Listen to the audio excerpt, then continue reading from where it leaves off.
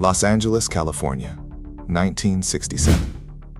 The gym smelled like sweat and leather, and something older than both. The particular smell of men who have spent their lives learning how to hurt each other efficiently. It was a Tuesday afternoon. Nobody had announced anything. Nobody had sent invitations or set up cameras or alerted the press.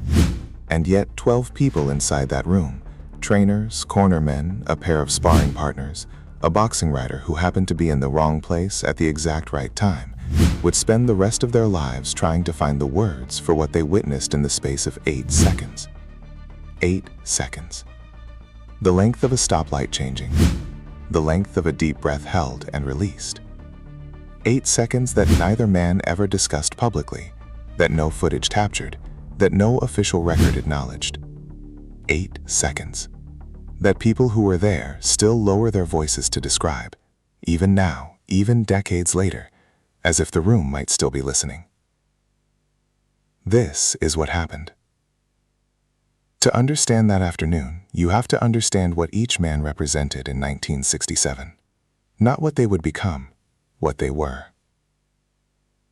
Muhammad Ali was, by every available measurement, the most physically gifted combat athlete alive. 6 feet 3 inches, 210 pounds of speed and science and showmanship so complete it had redefined what boxing could be. He moved like nobody his size had any right to move, light on his feet, hands faster than thought, a chin that had absorbed what lesser men's bodies couldn't survive. He was also, in 1967, in exile.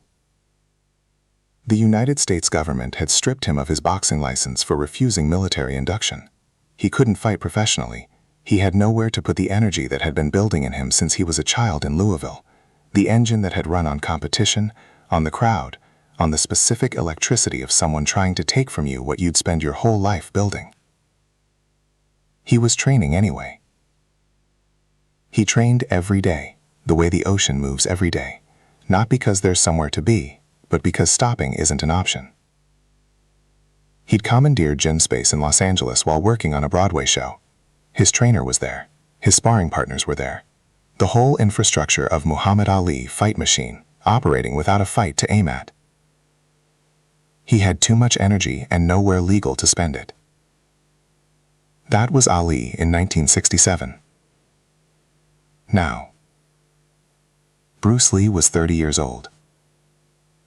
He had been in America for 9 years. Arrived as a teenager, built something from nothing, teaching martial arts out of garages and back rooms before the world had a word for what he was doing. He had a small role in a TV series called The Green Hornet. He was training celebrities. He was writing.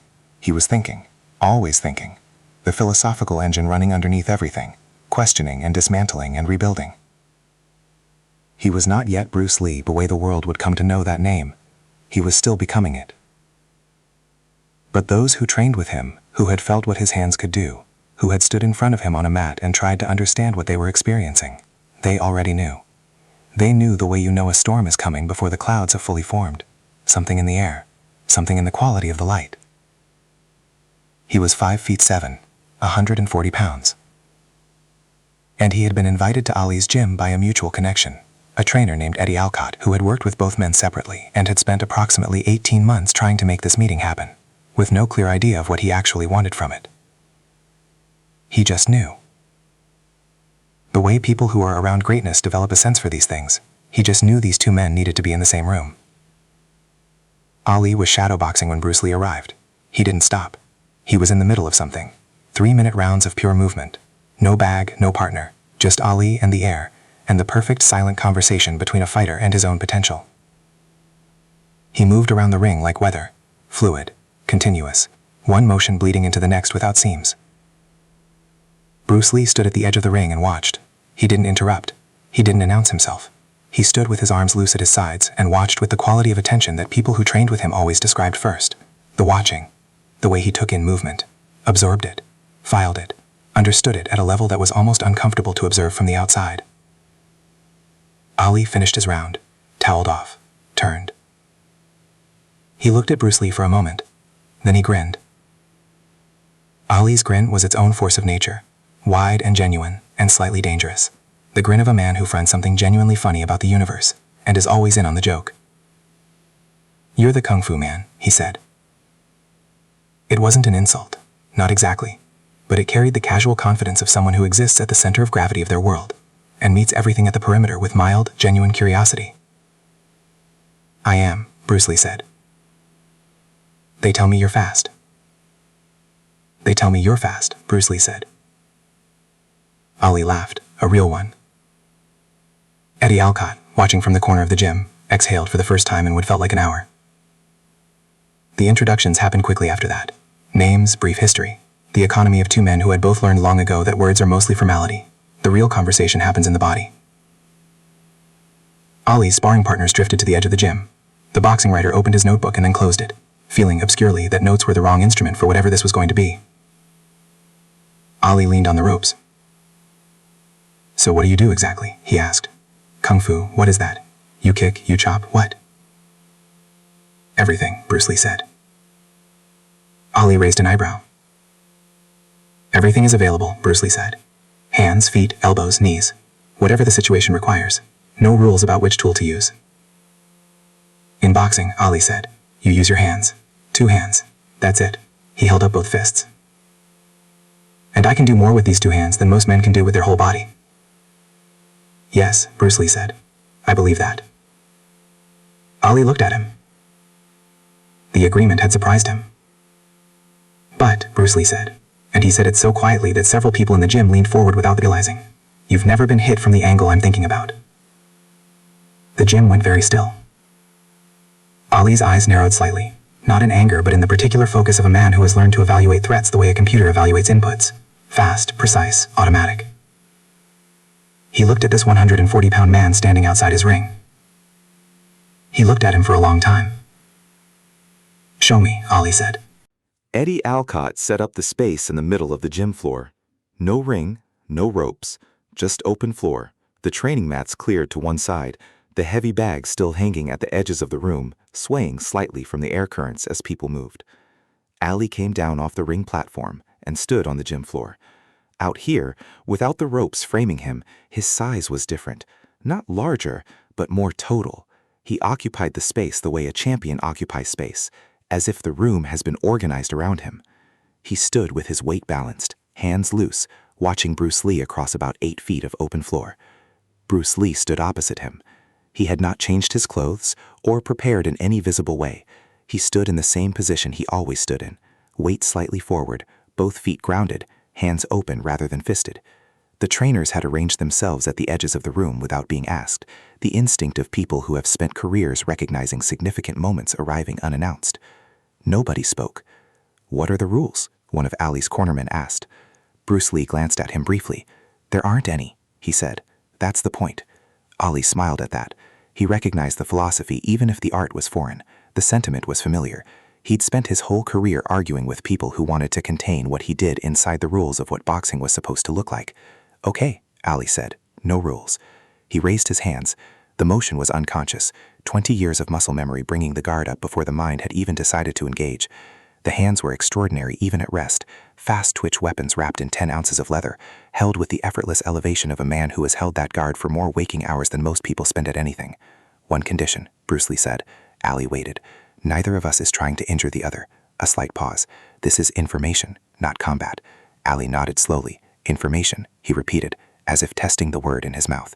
"You learn something, I learn something. Nobody gets hurt. And if it goes past information," Bruce Lee looked at him calmly. "It won't," he said. The certainty in his voice was not arrogance. That was the thing that hit people first who didn't know Bruce Lee. The certainty never sounded like arrogance. It sounded like something colder and more reliable, like a weather forecast from someone who had studied weather systems their entire life. Not "I am the best," just "I know what's going to happen." Ali dropped his hands half an inch, not disarmed, interested. "Okay, little man," he said. The warmth in it was real. "Show me what you've got." What happened next, and this is the part that the boxing writer, in the 3 separate interviews he gave over the following decades, always struggled to describe accurately, happened in phases so compressed they were almost simultaneous. Ali moved first. A left jab, not full power, controlled, the information exchange version of a jab, but a real jab nonetheless, the kind of jab that had found the faces of heavyweight champions, that moved faster than most eyes could track, that carried inside it the entire vocabulary of Ali's genius compressed into a single strike. It did not land. Bruce Lee's head was simply not where it had been. No dramatic lean, no acrobatic dodge. The head moved, a fraction, an inch, maybe less, with an economy of motion so precise that it appeared from certain angles in the room that he simply hadn't moved at all, that the jab had passed through some quality of stillness rather than around an obstacle. Ali's eyes registered something. Half a second. Ali threw the right, faster this time. He'd recalibrated in the half-second interval with the instant internal adjustment that made him who he was. The right came from a slightly different angle, a slightly different timing.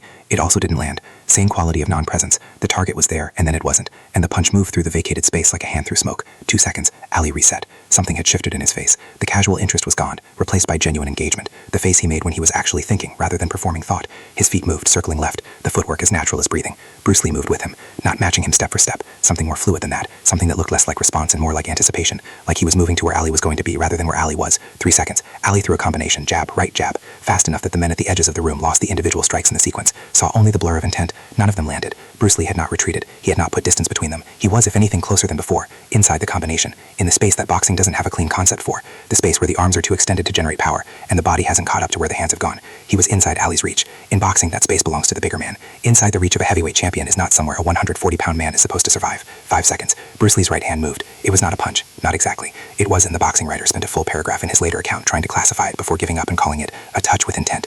A precise contact at Ali's left shoulder, at the exact point where the deltoid meets the trapezius, applied with a force that was less about impact and more about direction.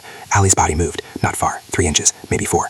But the 3 or 4 inches were wrong. His weight had transferred, his balance had shifted, and for a fraction of a second, the smallest possible fraction, Muhammad Ali was not in complete control of where his body was in space. 6 seconds. Bruce Lee's left hand was already at the opposite side. A mirror touch at Ali's right hip, redirecting the recovering weight before it could fully recover. Ali stumbled. 1 step. A single, small, completely involuntary step. 7 seconds. The gym was silent. Muhammad Ali stood in the middle of the floor and looked at the space in front of him, the space that Bruce Lee had just occupied, that Bruce Lee had moved through, that Bruce Lee had used in ways that Ali's entire fighting vocabulary didn't have words for. He looked at his own hands. He looked up. What, Ali said, was that? It wasn't a question exactly. It was the sound a mind makes when it encounters something it doesn't have a category for.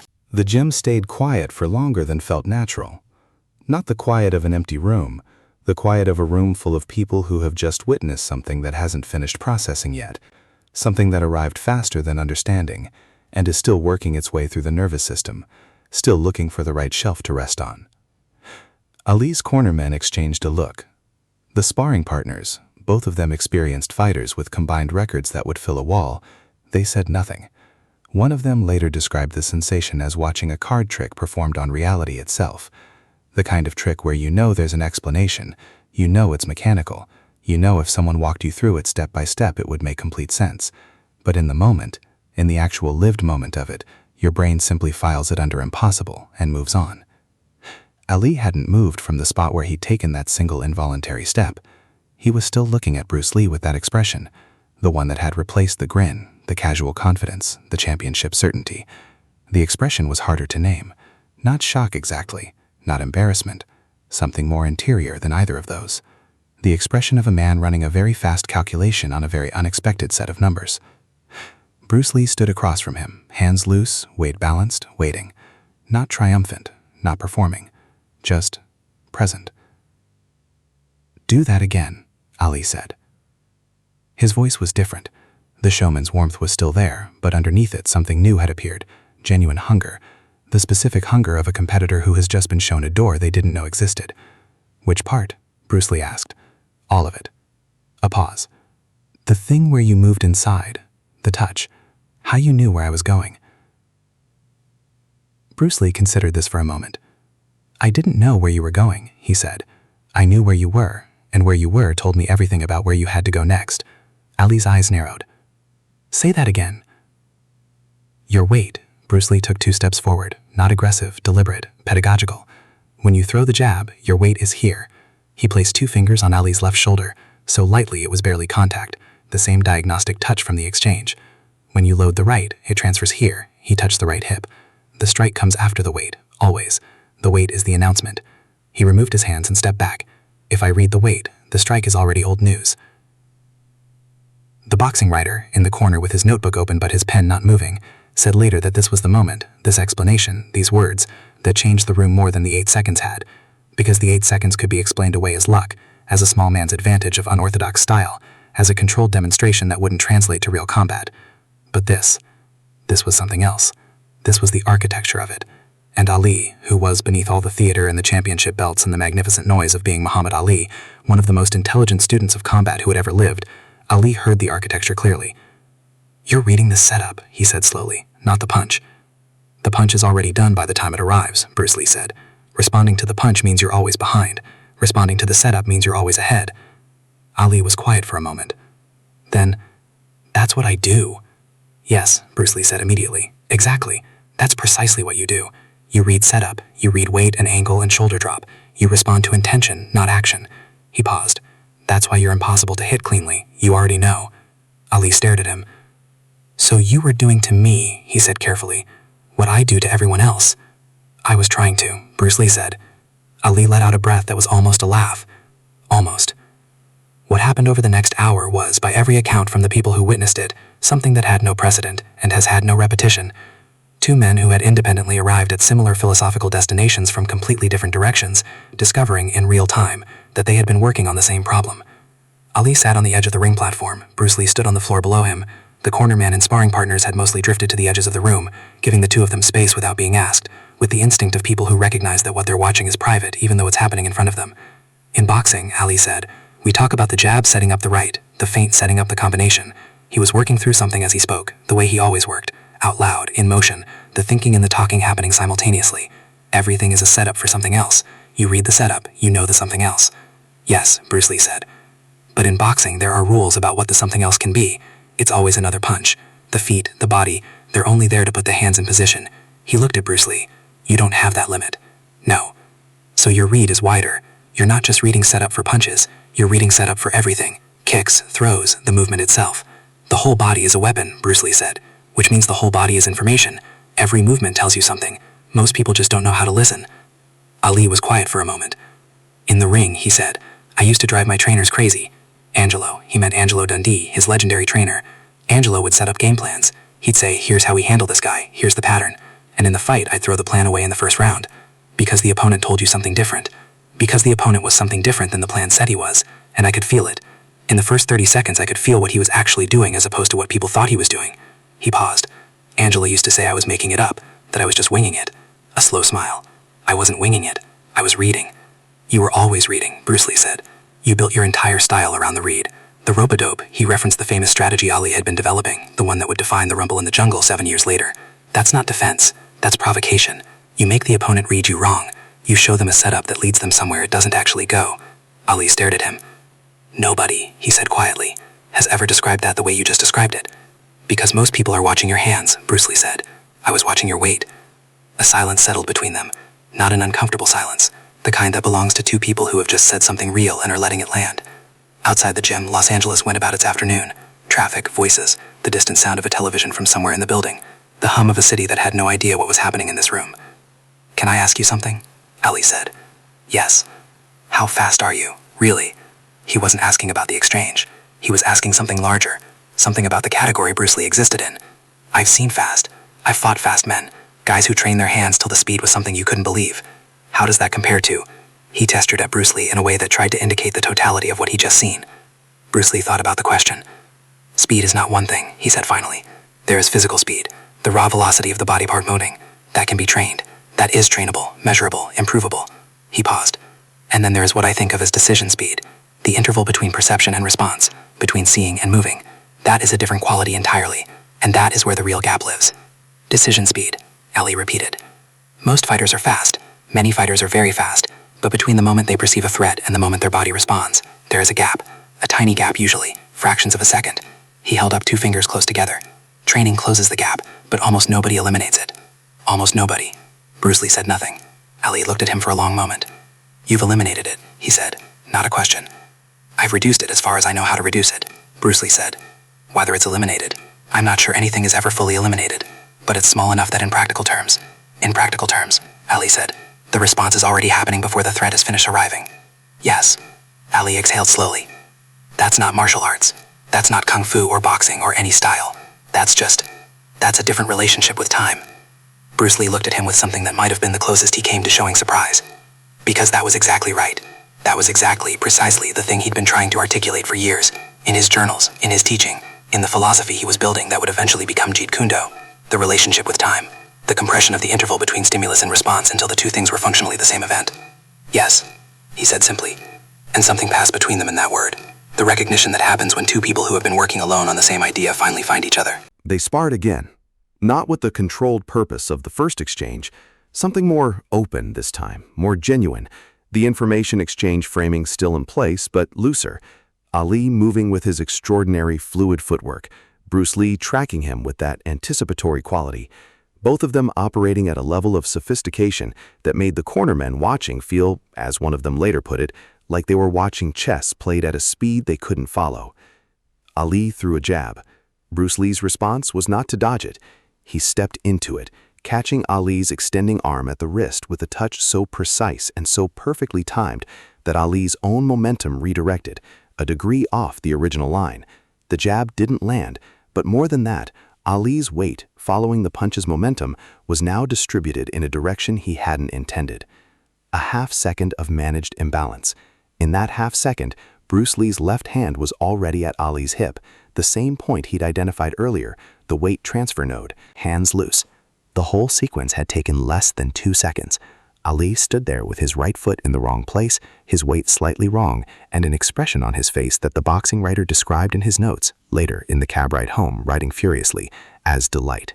Pure, unguarded, competitive delight. The expression of a man who has not been beaten. The expression of a man who has found something. Again, Ali said, and his voice carried in it something that almost never appeared publicly in Muhammad Ali. Pure student energy. The hunger of someone learning, not performing. Not the press conference Ali, not the poem-reciting champion Ali, just a man who wanted to understand. They went again, and again. Afterward, both men sat on the ring platform. The cornermen had completely stopped pretending to do anything else. The sparring partners had sat down on the mat. The boxing writer had given up on notes entirely and was simply watching with the full attention of someone who knows they will be telling this story for the rest of their lives. Ali was breathing harder than Bruce Lee. "I have a question," Ali said. He was looking at the gym floor, towel around his neck, forearms on his knees. "About size." "Yes. In a real fight. No information exchange, no controlled situation. Someone my size, my weight, my speed." He looked at Bruce Lee directly. "What happens?" The room waited. Bruce Lee looked back at him for a long moment. "You would be the most difficult opponent I have ever considered," he said, "and I have considered many." Ali nodded slowly. "But," Ali said, "but size and speed together are formidable. Size and speed and unpredictability together are almost unmanageable." He paused. "You have all three, in ways almost no one else does." "That's not an answer to the question." "No," Bruce Lee agreed. "It isn't." Another silence. "I don't know," Bruce Lee said finally. And those 3 words, from this man, in this room, after what they had just done, landed harder than anything else said that day. Ali looked at him. "That's the first honest answer anyone has ever given me to that question," he said quietly. Bruce Lee nodded. "Honesty is the only real foundation," he said. "In fighting, in anything. The moment you believe you know exactly what will happen, that's the moment you've stopped being ready for what actually will." Ali sat with that for a moment. "Water," he said finally. Bruce Lee looked at him. "You ever hear that? Be like water?" "I've said it," Bruce Lee said. Ali smiled slowly. "I've said something like it," he said. Different words, but the same thing. He looked at his hands. "In the ring, the man with the fixed plan loses. Always. You have to flow. You have to become whatever the fight needs you to become." He looked up. "That's what you're talking about, isn't it? That's the whole thing." "That's the whole thing," Bruce Lee said. The aftermath. They shook hands when it was over. A real handshake, held for a moment longer than formality requires. Both men looking at each other with the particular respect that only exists between people who have tested each other honestly. Ali's sparring partners helped clear the mats. The cornermen resumed the business of the day. The boxing writer walked out into the Los Angeles afternoon with his notebook uncharacteristically empty and his mind so full it felt pressurized. He never published what he saw. Not directly, not as a news story or a feature. He wrestled with it, sat down to write it several times over the following years, got partway in, stopped. He told people about it at dinner, at bars, in the margins of other conversations about Ali and about Bruce Lee. The story circulated in fragments, in the way fragments always circulate, partial, disputed, growing slightly in the telling. No video exists, no official record. Ali was in the middle of his legal battle with the US government, and nothing from his life during that period was intended for public record. Bruce Lee was still 2 years from the film that would make him a global icon. They were, in 1967, Two brilliant men in the middle of becoming what history would make of them. The meeting happened in the space between their before and their after. It happened where cameras don't go. Of the 12 people in that gym, 4 are still alive as of the time the story is being told. Each of them, when asked, confirms the same basic facts.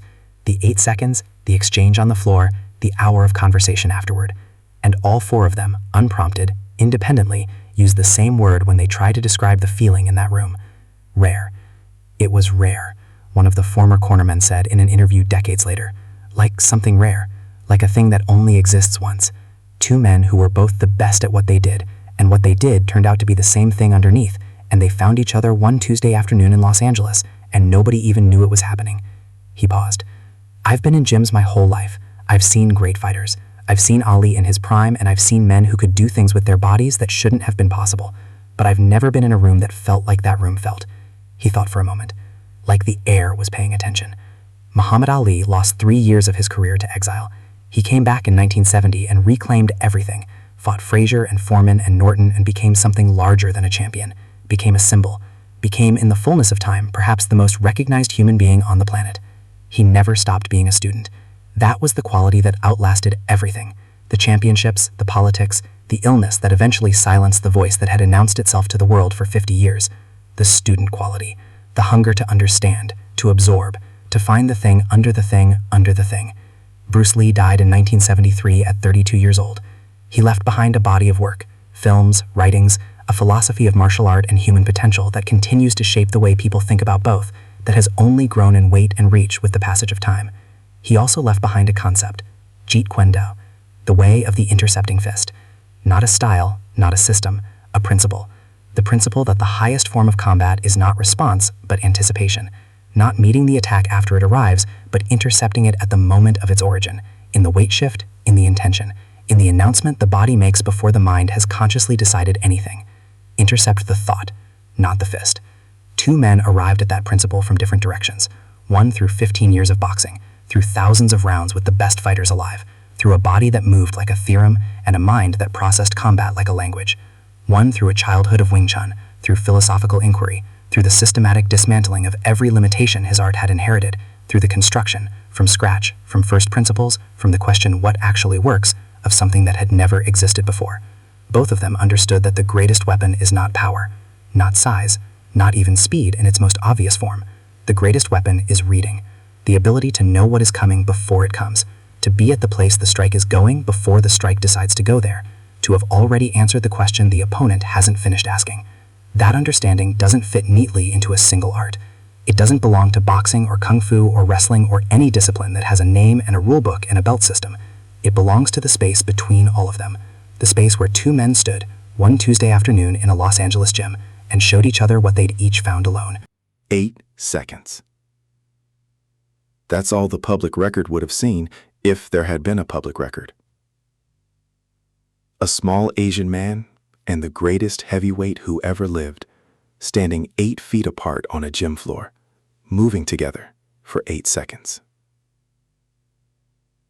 8 seconds that produced no clear winner. 8 seconds that weren't trying to. 8 seconds that were instead a conversation. The most honest conversation 2 fighters can have.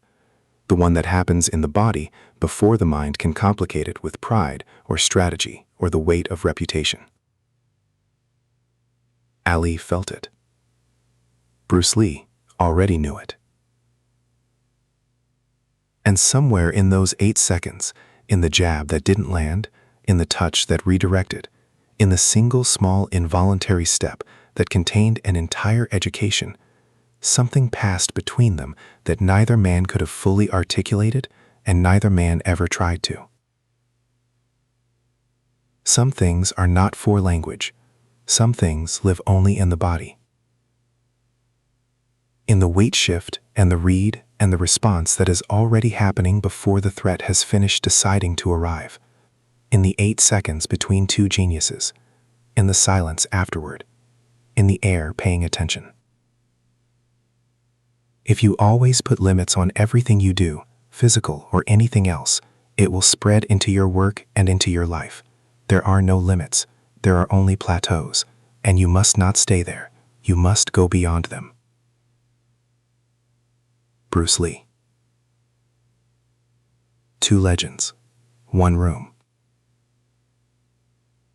8 seconds that no camera caught and no official record acknowledged, but the people who were there never forgot. And now you know. If this story moved you, if you felt the electricity of that gym floor, the weight of 2 geniuses finding each other across 8 feet of open space, then hit subscribe, because we find the stories that history forgot to write down, the moments that happened between the documented ones, the truth that lives in the spaces between the records. Hit the bell. Leave a comment telling me which of these 2 men you think would have won a real fight. No rules, no limits. I read every answer. We'll see you in the next one.